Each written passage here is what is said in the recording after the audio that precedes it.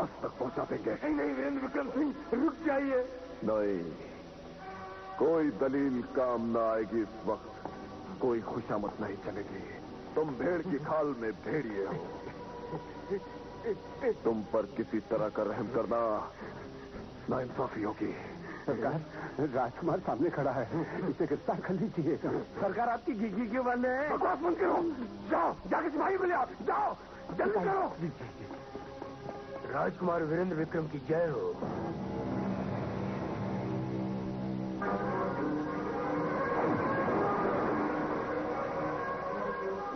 गुस्ताखी के लिए माफी चाहता हूँ राजकुमार।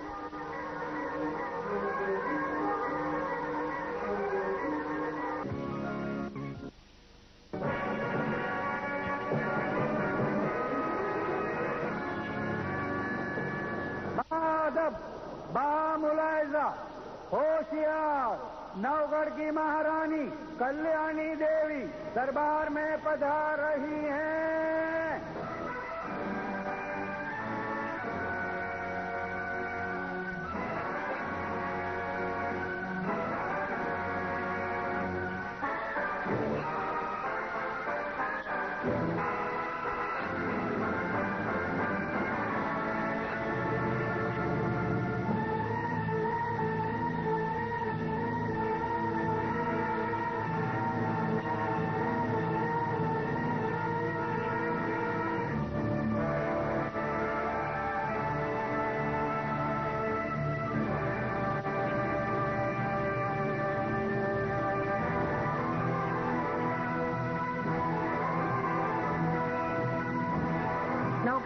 की जय हो। नवगढ़ राज की ये महारानी जानना चाहती है कि आपने हमें दरबार में क्यों बुलाया है। उस अपराध का कारण जानने के लिए जो आपने किया है। दीवान जी, नवगढ़ की महारानी का अपराध बुलंद आवाज में सुनाया जाए। जो आज्ञा महाराज। नवगढ़ राज की महारानी कल्याणी देवी को महाराज ने हुक्म दिया था कि वो राजकुमार वीरेंद्र सिंह को विजय तिलक करके सुमेधा में बागियों की हरकतों को रोकने के लिए विदा करें। लेकिन महारानी ने राजकुमार को सुमेधा में भेजकर विजयगढ़ भेज दिया ताकि वो वहां अपनी प्रेमिका चंद्रकांता से मिल सकें। नवगढ़ राज के हितों और कर्तव्यों को नजरअंदाज करके महारानी ने एक महारानी न होने के बजाय कमजोर मां होने का अपराध किया है। हम पर लगाए गए इल्जामों का हम जवाब देंगे। ठहरिए महारानी, आपको हुक्म दिया जाता है कि दरबार में आप अपराधियों की तरह खड़ी रहें।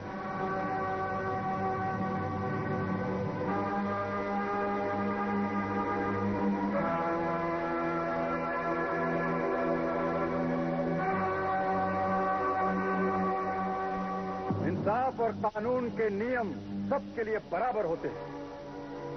इस बात का एहसास हम महारानी को दिलाना चाहते हैं। आपसे पूछा जाता है कि जब हमने हुक्म दिया था कि राजकुमार को सुमेधा भेजा जाए तो आपने हमारे हुक्म के खिलाफ उन्हें विजयगढ़ जाने की इजाजत कैसे दे दी? क्योंकि कुंवर ने चंद्रकांता को वचन दिया था कि वो उससे मिलने विजयगढ़ आएंगे। राजपूत के वचन की लाज रखना राजघराने का नियम है। और हमारे आदेश का पालन करना नियम नहीं है? वो भी है, लेकिन कुछ आदेश इंतजार कर सकते हैं। दूसरी दुनिया में उजाला देते हुए सूरज को आप आदेश देकर रात में अपनी दुनिया में नहीं बुला सकते। सूर्यवंशी राजपूत का वचन आपकी आदेश का गुलाम नहीं है। इसका मतलब है कि आपने कुंवर वीरेंद्र सिंह को बगावत करने पर आमादा कर दिया? नहीं, अपना वचन पूरा करने और चंद्रकांता से मिलने के बाद कुंवर आपका आदेश भी पूरा करेगा। विजयगढ़ से लौटते ही उन्हें सुमेधा भेज दिया जाएगा। लेकिन तब तक सुमेधा के बागियों के हौसले और नहीं बढ़ जाएंगे? जो समस्या आज काबू की जा सकती है, क्या वो कल बेकाबू नहीं हो जाएगी? और चंद्रकांता को दिए हुए वचन को पूरा न करने से राजकुमार का फल जुटाना पड़ जाएगा। काल, करार, वचन, वादे, इन सब की कीमत हमारे हुक्म से ज्यादा नहीं है।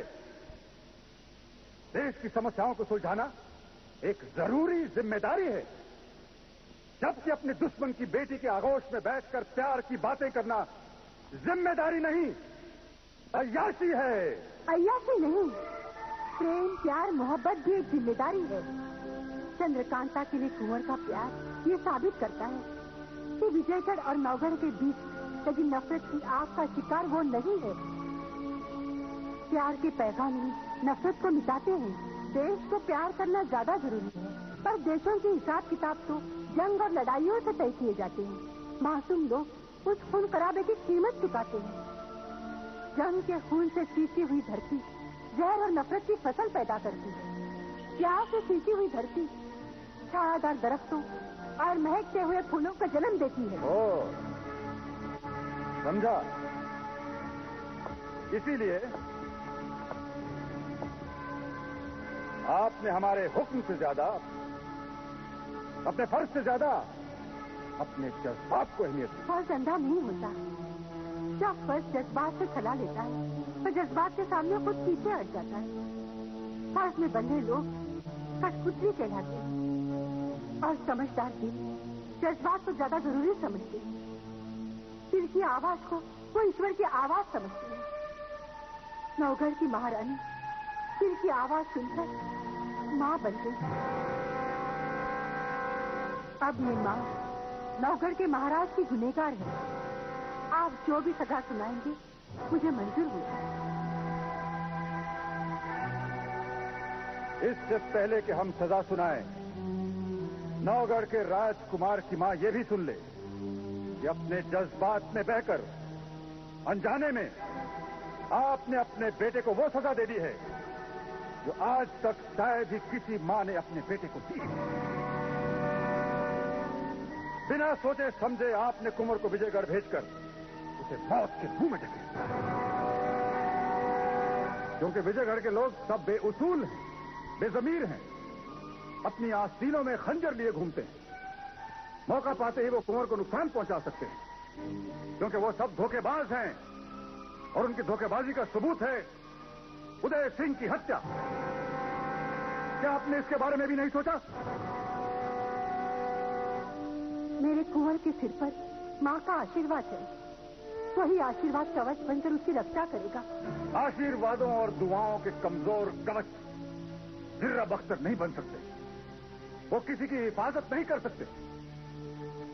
आप भूल रही हैं कि कुंवर सिर्फ आप ही के नहीं, मेरे भी बेटे हैं। उनकी हिफाजत के लिए मुझे किसी काबिल मुहाफिज को मुकर्रर करना है।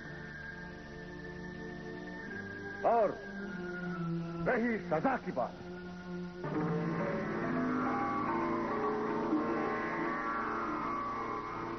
दीवान जी, हम महारानी कल्याणी को हमारे हुक्म का उल्लंघन करने के जुर्म के लिए 6 महीने तक कुंवर वीरेंद्र सिंह से अलग रहने की सजा देते हैं।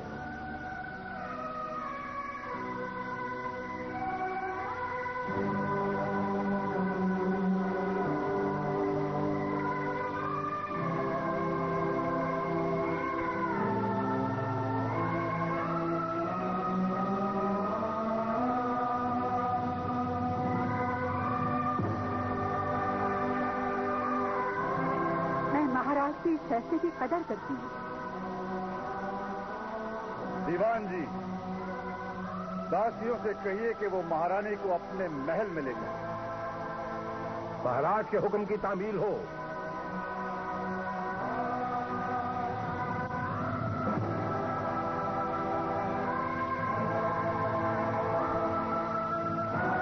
कहाँ मर गए ये सिपाही?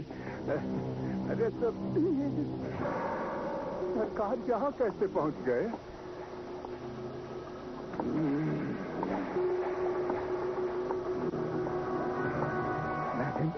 लगता है हम रात के अंधेरे में रास्ता भूल गए हैं और लौटकर वहीं वापस आ गए हैं जहाँ से चले थे। यहाँ क्रूर सिंह सिपाहियों के साथ और वहाँ क्रूर सिंह राजकुमार वीरेंद्र सिंह के साथ। अजीब करिश्मा है, और यहाँ भी क्रूर सिंह वहाँ भी क्रूर सिंह।